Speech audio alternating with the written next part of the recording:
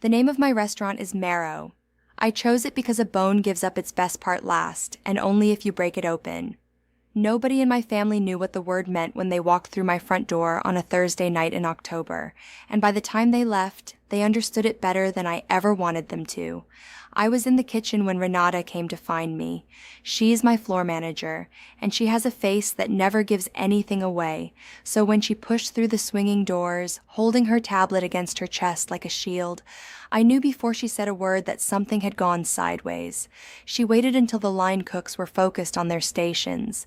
Then she leaned close and told me there was a party of 3 seated at the corner foretop, the one with the view of the river, and that they'd asked for me by name. No reservation. She said they told her I'd want to see them. She said they seemed very sure of that. I asked her to describe them. An older man, silver at the temples, expensive watch, the kind of posture that fills a chair like he paid for the building. A woman beside him with her coat still on, though the room was warm, and a younger man across from them, my age, maybe a little softer around the jaw than the last time I'd seen him. I set down my tasting spoon. I wiped my hands on the towel tucked into my apron string. I told Renata to give me a minute, and then I stood there in the middle of my own kitchen and let the noise of it wash over me. The hiss of the flat top and the clatter of plates and the sous chef calling out a fire on 2, and I thought, 4 years and 11 days, though I only knew the exact count because I'd stopped counting on purpose, and the number had lodged itself in me anyway. I hadn't spoken to my father, my mother, or my brother Dominic since the spring I turned 26. There was no explosion, no single fight you could point to. There was a slow closing of a door, and then there was silence, and I had learned to live inside that silence the way you learn to live with a scar. You stop touching it. You forget it's there until the weather changes. I took off my apron. I folded it over the stainless steel prep counter, corner to corner, the way I fold everything, and I walked out into the dining room to see what they wanted. Marrow was beautiful that night. I say that without shame because I built it, every inch of it, and I know what it cost. The lighting was low and gold. There were candles on the tables that we hand-poured ourselves, and the whole room smelled like brown butter and thyme and the faint smoke of the wood-fired oven in the back. The playlist was something I'd put together at 2 in the morning, all warm, low piano and old soul, and it moved through the room like a current. The walls were plaster the color of raw silk.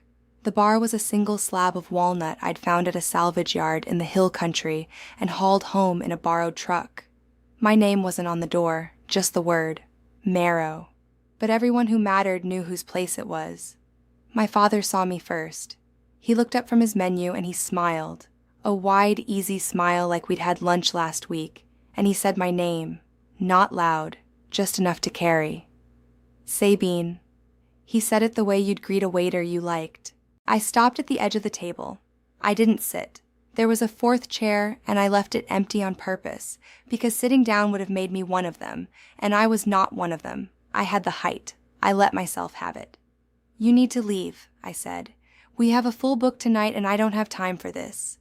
My mother finally took off her coat. She draped it over the back of her chair with the slow deliberateness of a woman settling in. That's no way to greet your parents, she said. We drove 3 hours. You drove 3 hours without telling me you were coming. That was a choice. We knew you wouldn't answer if we called.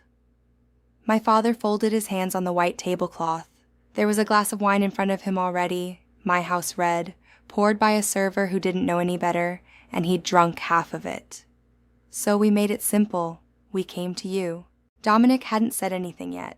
He was leaning back in his chair with his arms crossed, taking in the room, the ceiling, the crowd, and I watched his eyes move across all of it and land on me, and for half a second I saw something flicker in his face that might have been guilt. Then it was gone, and he gave me a little nod like a man appraising a car. Place is nicer than I figured, he said. You did good. Get out, I said. All of you. My father reached into the breast pocket of his jacket. He drew out a folded sheet of paper, cream-colored heavy stock, and he laid it on the table and pressed it flat with 2 fingers and slid it toward me across the linen. Before you say anything, he said, sit down and hear us out. Then you can decide. I looked at the paper. I didn't touch it. We had a lawyer draw this up, he said. It's clean, 15%. You sign tonight, your brother becomes a silent partner, and we're done. No court, no fuss. Family taking care of family. The dinner rush was 20 minutes out. I could feel it coming the way you feel a storm before the sky changes, and here they were, sitting at my best table, drinking my wine, sliding a document across my tablecloth that would carve a piece off the only thing I'd ever built that was entirely mine. You had a lawyer prepare a document, I said slowly, giving Dominic a stake in my restaurant. And then you drove 3 hours to hand it to me during service and expected me to sign it before 10 o'clock. We knew you wouldn't take our calls. There's a reason for that. My mother reached across the table and I watched her hand come toward mine, and I moved mine off the cloth before she could reach it. She let her fingers rest on the empty white space where my hand had been, and she looked at me with an expression I remembered from childhood. The sad, patient one she wore when she wanted you to feel that your resistance was hurting her more than it was hurting you. Your brother is in trouble, Sabine. Real trouble. He made a bad investment, and now some very serious people are coming after him for money he doesn't have. You have all of this. She gestured at the room, at the crowd, at the bar, and the candles, and the walnut, and the whole warm golden weight of it. You have everything, and he has nothing. Does that seem right to you? Does that feel like family? There's a way people use the word family that has nothing to do with love. They use it the way a locksmith uses a pick. It's a tool for getting into a room you've been shut out of. I had spent 4 years learning to hear the difference, and I heard it now, clear as a struck glass. I thought about what they didn't know. I thought about it very calmly, standing there at the edge of the table with the noise of the kitchen at my back. I thought about the loan. When I was 20, my father took out a personal loan in my name. He used my social security number and a copy of my ID that I'd given him for a car insurance form, and he borrowed $11,000 to keep Dominic's first business breathing for another 6 months before it died anyway. I didn't find out for 3 years.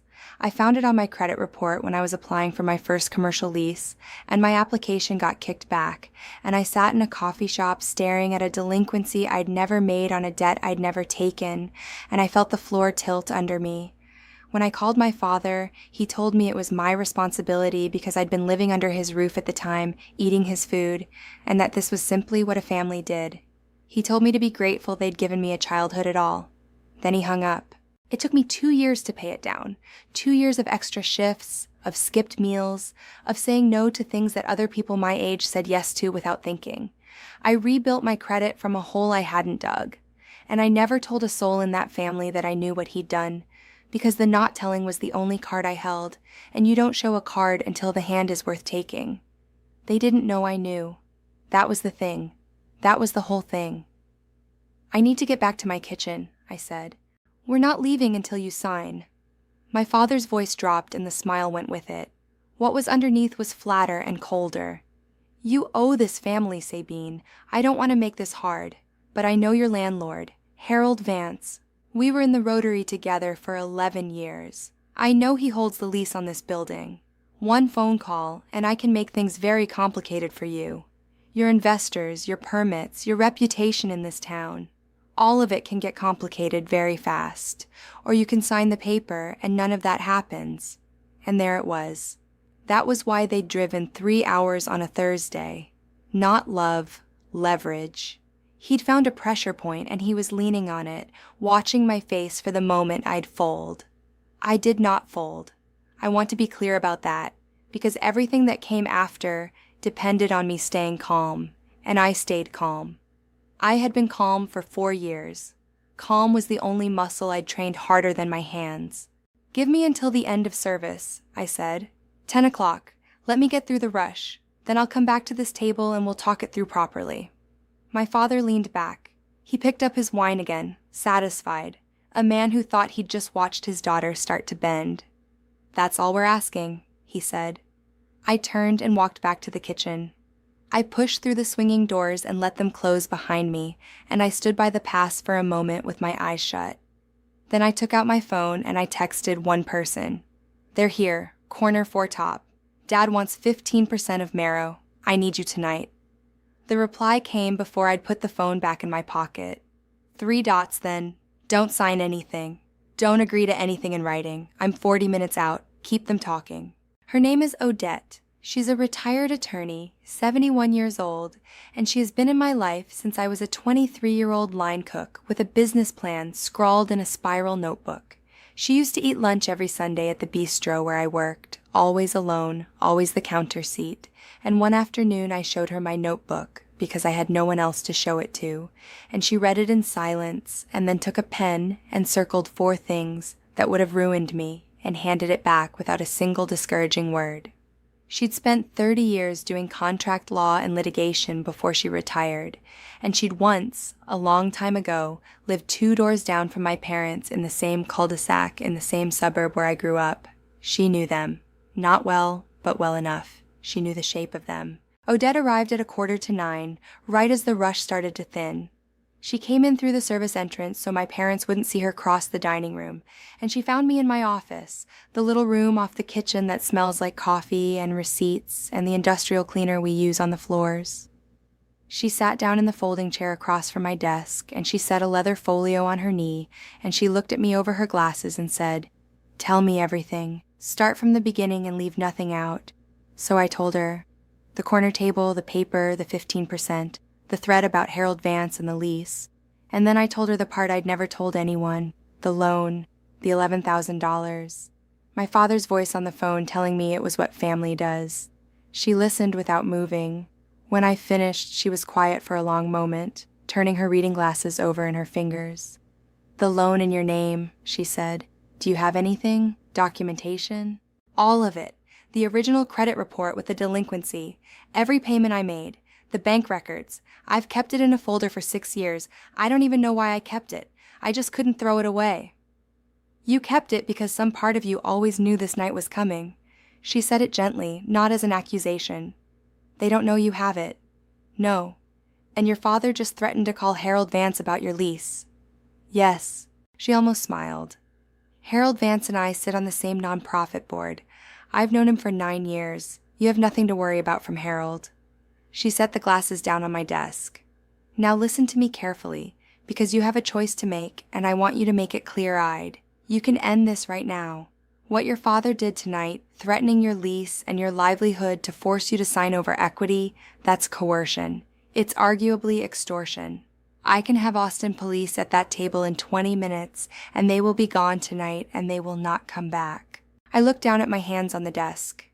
"If I do that," I said, "they get up and they drive home and nothing happens. The loan just goes on sitting on my credit report as a thing that got paid, a thing nobody ever answered for. Dominic walks. My father walks.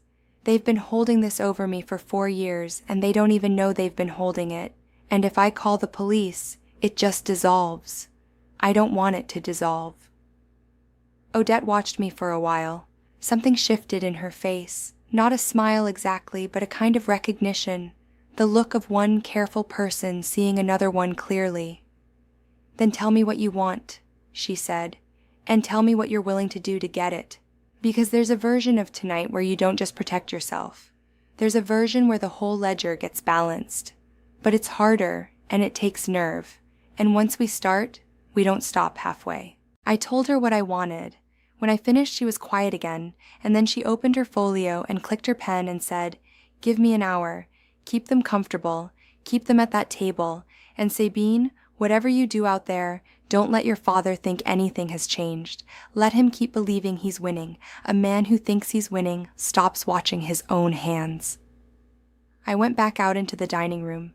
I asked Renata to bring a fresh bottle of the house red to the corner table on the house, and a plate of the marinated olives and the cured meats. Hospitality is theater. I know that better than anyone. And a daughter softening, sending food and wine to the table is exactly the story my father wanted to be inside, so I gave it to him, too. When I approached, my mother looked up with her coat back off and her hands folded, and her expression carefully arranged into something like hope. My father had his phone out and set it face down when he saw me coming. Dominic was on his 3rd glass. "Thank you for waiting," I said, and I sat down in the empty chair, the one I'd left empty before, because now I wanted them to feel that I'd joined them. The word thank you cost me something. I paid it anyway. "Tell me about Dominic, the whole thing. If I'm going to do this, I need to understand exactly what I'm walking into." My father put his phone away and leaned in, and I watched relief loosen his shoulders. He told me the story. Dominic had put money into a real estate development deal outside of Dallas, a mixed-use thing, condos and retail, and the lead developer turned out to be running a fraud, and the whole thing collapsed, and the money was gone. Worse than gone, because Dominic had personally guaranteed part of the financing, and now the men who'd fronted that money wanted it back. The number was $220,000. They were talking about coming after his house, his car, everything. He needs to show them he has assets, my father said. The 15% gives him a stake in something real, something with cash flow. It buys him time. It gives him standing to negotiate them down. It shows them he's not a dead end. And if these men come after the stake, I said, if they put a lien on my restaurant because my brother owns a piece of it, what then? My father waved his hand. That won't happen. You don't know that. My mother leaned in. She had a way of arranging her whole body into an apology. Sabine, she said, we know we haven't been the parents we should have been. We know there's been distance, and we know a lot of that is on us. But you were always the strong one, even as a little girl. You never cried, you never needed anyone, you just handled things. Your brother was never like that. He falls apart. He needs someone to catch him. And the truth is, we always leaned on you more than we should have, because you could carry it. You can carry this too, one more time, for the family. It was a beautiful piece of work, that speech. I have to give her that. She took 4 years of neglect and turned it into a compliment. She took every time they'd failed to show up for me and reframed it as proof of my strength, as if their absence had been a gift they were giving me, a vote of confidence. She converted their silence into flattery so smoothly, I almost admired the craft of it. This is the specific arithmetic of people who have never once considered that their own books might not balance. I nodded slowly, like I was letting it land. Can I ask you something first? I said. When I was 20. The loan. Do you know what I'm talking about? A flicker crossed my father's face. Fast, there and gone. But I'd spent my whole childhood reading that face and I caught it. I don't know what you mean, he said. The loan someone took out in my name. $11,000, the one that wrecked my credit for 3 years, the one I paid off myself over 2 years of doubles, that one. I kept my voice level, easy, the way you talk about weather. I'm not bringing it up to fight. I'm past it. I just need us to be honest with each other tonight, that's all. If I'm going to help Dominic, I need everything out in the open first. The table went still. My mother was the one who broke. That was a mistake, she said quietly. We always meant to pay it back. But you didn't. We intended to. Her voice thinned. Things got away from us. And when I found it and I called Dad, he told me it was my responsibility, because I'd lived in his house, because I'd eaten his food. He told me it was just what family does, and then he hung up on me. I took a slow breath. I've thought about that phone call a lot. I've thought about the math of it. The idea that I owed you money for the crime of having been a child in your house. I'm not angry right now. I just wanted to say it out loud, so it's real, so we both know it happened. Dominic was staring at the table. He hadn't touched his wine. That's ancient history, my father said finally, and there was an edge coming back into his voice. That was almost a decade ago. You've clearly landed on your feet. Look at all this. You're fine. You won. I did land on my feet, I agreed. I just wanted to hear us say it out loud. I stood up. Let me go get the paperwork from my office. I want to look over the structure before I put my name on anything. Give me a few minutes. I walked to the back. Odette was at my desk with 2 documents laid out in front of her and a legal pad covered edge to edge in her small, precise handwriting. She looked up. How are they? Comfortable. My father thinks he's already won. Good. She slid the first document across the desk to me. Here's the shape of it. You're not signing over any equity, not 1%. What Dominic is going to sign is a personal loan agreement. On paper, to satisfy his creditors, it's dressed up as an investment stake so he can wave it at the men chasing him and buy himself time. But the substance of it is a secured loan from your company to your brother, and it's secured against his personal assets. If his creditors come looking for the stake, there is no stake. There's a note. and the note reaches his house and his accounts before it ever touches yours. It's legal, it's clean, and it protects Marrow completely. And he won't understand what he's signing. He'll understand the story you tell him about it, which is that you're structuring it carefully to protect the restaurant, which happens to be true. People don't read 11 pages of legal language at a dinner table with 3 glasses of wine in them. They read your face, so your face has to be tired and kind. She tapped the second document. Now, this. Texas is a one-party consent state for recording a conversation, which means you can lawfully record any conversation you're a participant in, and you're a participant. I want 2 things on that recording. I want your father to state clearly what this transaction is, so there's no question later about consent and structure. And I want him to acknowledge the original loan, the $11,000 in your name, in his own words. Not because we're calling the police tonight, because if any of this ever ends up in front of a judge, I want a foundation under our feet, and a recorded admission is bedrock. He won't say it. He already almost said it. You already started the conversation and he flinched and then he tried to wave it away. He's 3 glasses in and he thinks he's winning and he has no idea you'd record him because in his mind he's the one running the room. Give him a reason that sounds boring and administrative and he'll say almost anything. Boredom is a better lockpick than fear most of the time. She looked at me steadily over her glasses.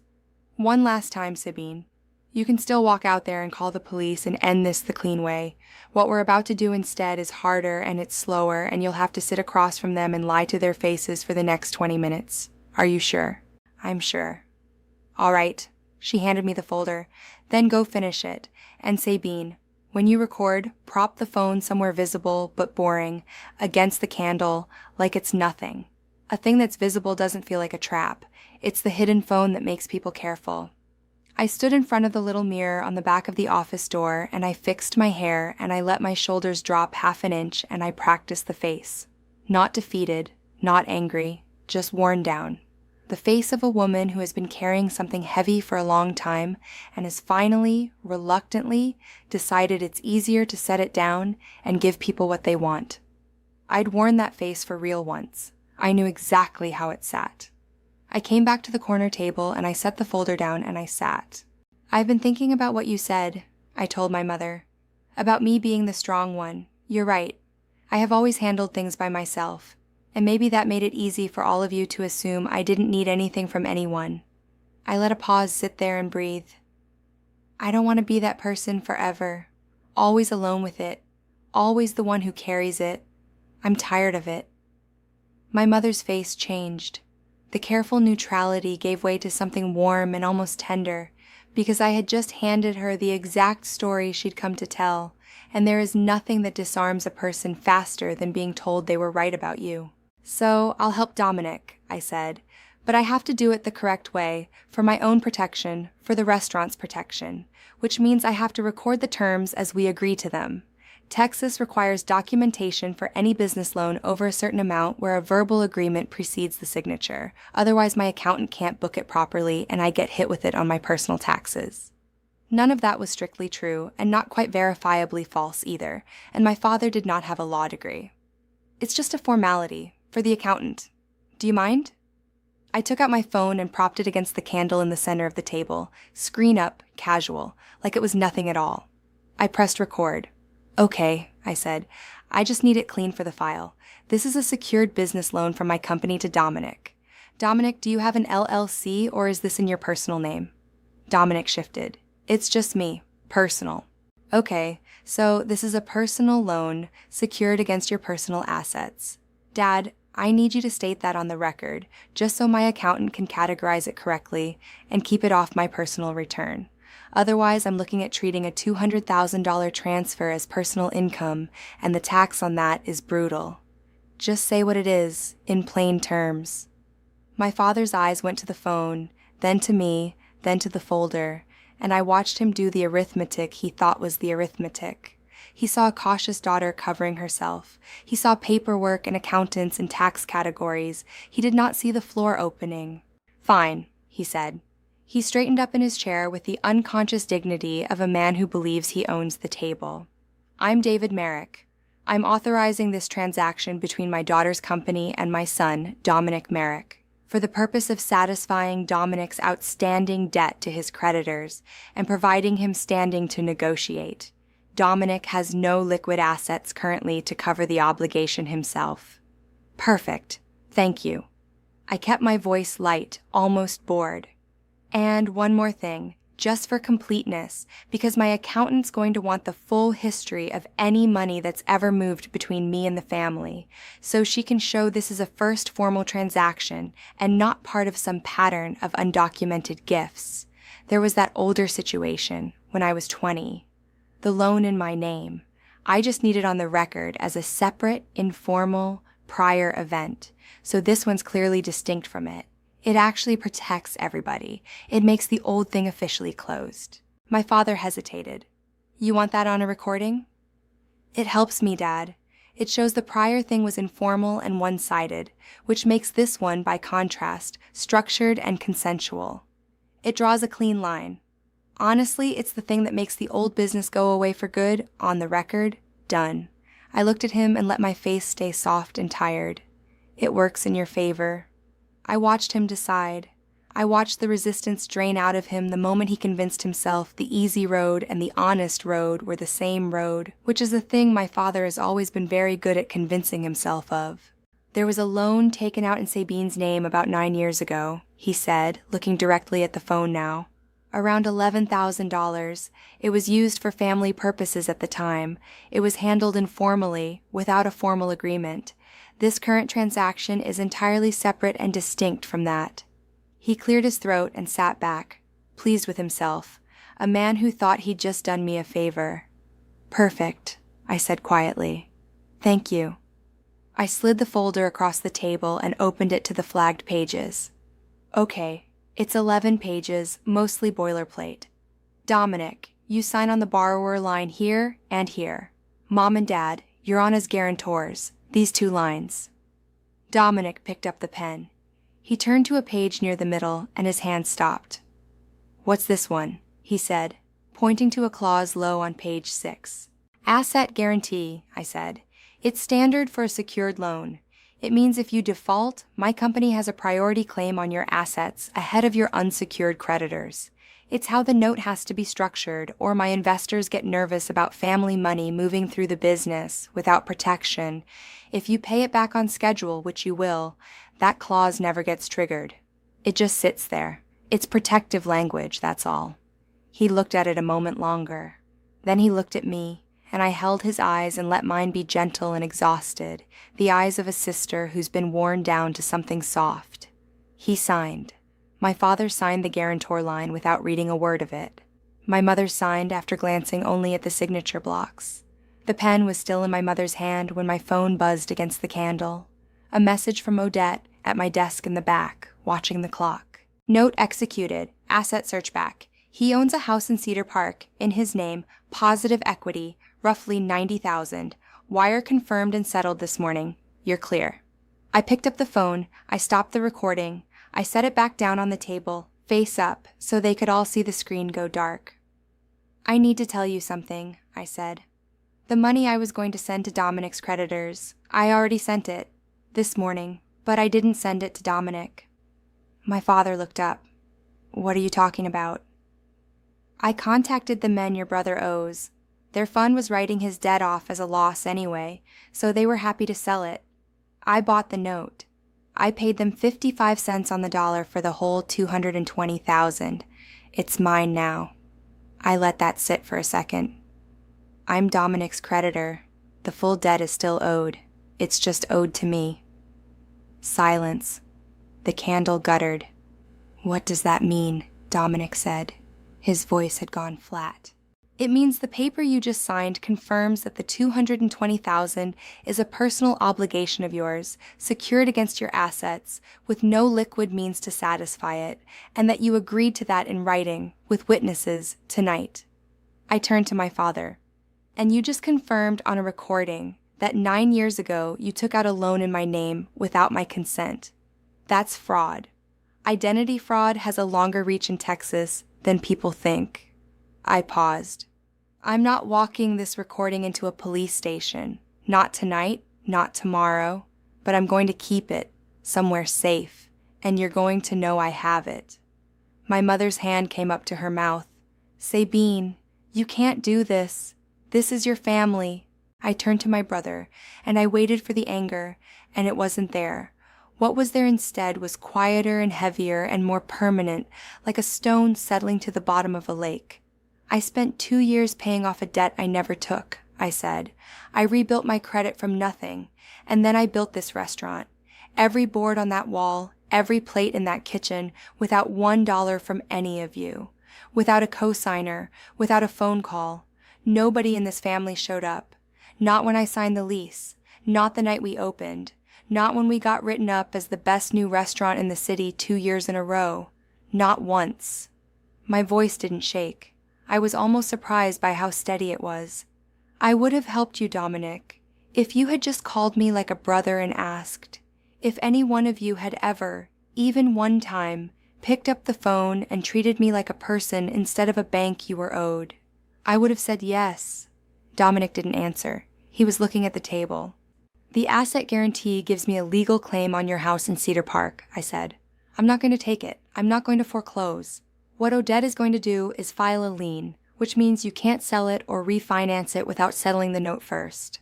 And you'll pay me back on a schedule she'll set. 2% interest. That's kinder than anything those men would have done to you, and kinder than you have any right to expect. But you're going to pay every dollar of it over years, and you're going to think about me every single month when you do. This is extortion, my father said. The ease was gone out of him entirely now. What was left was smaller and harder and older. It's a legal business transaction that you read and signed and recorded your consent to, I said. I stood up. I picked up the folder and held it against my chest. I'd like you to leave now. Renata will bring the check for the wine and the food. There's a hotel 2 exits down the highway. Odette can recommend one. She knows the area better than I do. Under the lip of the table, where none of them could see, I pressed the small button I'd had installed the week we opened, the silent one wired to the police non-emergency line. Not because I was afraid, because I wanted a clean, quiet ending, an officer at the door in 10 minutes, just enough time for everyone to understand that the conversation was over and there was nothing left to negotiate. I leaned down close to my father, close enough that only he could hear me, and I kept my voice very soft. You confessed to fraud tonight. On a recording. I've carried what you did to me for 9 years, alone, and none of you ever knew, because I never let you see it. I'm not doing this to hurt you. I'm doing it because I am finished being the only person in this family who ever pays for anything. I straightened up. I turned and walked back toward the kitchen. Renata caught my eye by the bar, and I gave her a small nod, and she moved toward the corner table with the check folder pressed flat against her chest. And I pushed through the swinging doors into the heat and the noise and the good clean smell of my own kitchen. Odette was in the office. She looked up from the desk. It's done, I said. She held out her hand and I gave her the folder and she opened it and checked each signature and each page in order, unhurried, and then she squared the pages and set them down and looked at me. How do you feel? She said. I thought about it honestly, because she deserved an honest answer and because I wanted to know myself. Like I finally paid off a debt, I said, one that was never mine to begin with. She nodded once, the way she nods when a thing is correct and doesn't need anything added to it. 6 weeks later, she filed the lien. The court processed it without a hitch. Dominic set up automatic payments the first week of December, small and steady, the kind that would stretch out across years, and he never once called to argue about them. He just paid. Every month, on time, quietly. I don't know what he tells himself about it. I've stopped needing to know. My father called once, about a month after that night, from a number I didn't recognize. I let it go to voicemail. He talked for almost 5 minutes about loyalty and legacy and what I was doing to the people who raised me, his voice moving between anger and a kind of wheedling sadness I remembered from childhood. I listened to it once, then I listened to it a second time, just to be sure I felt nothing, and I deleted it. Marrow had its best quarter that winter. I brought on 2 more cooks and a second pastry hand, and we started opening for Sunday supper, which had always been the day I kept dark, and it turned out to be the busiest service of the week. The plaster on the wall settled into exactly the color I'd imagined the first night I sketched this room on the back of a receipt at 3 a.m, 23 years old, dead on my feet after a double, sure of nothing except the shape of the thing I was reaching for. My mother texted me once in the spring. 4 words, "I hope you're satisfied." I looked at it for a long time. I typed back 1 word, and I meant it all the way down, completely. Then I blocked the number, and I put the phone in my apron pocket, and I went back into the kitchen where the oven was roaring, and a full book was waiting, and everything in the whole warm room belonged to me.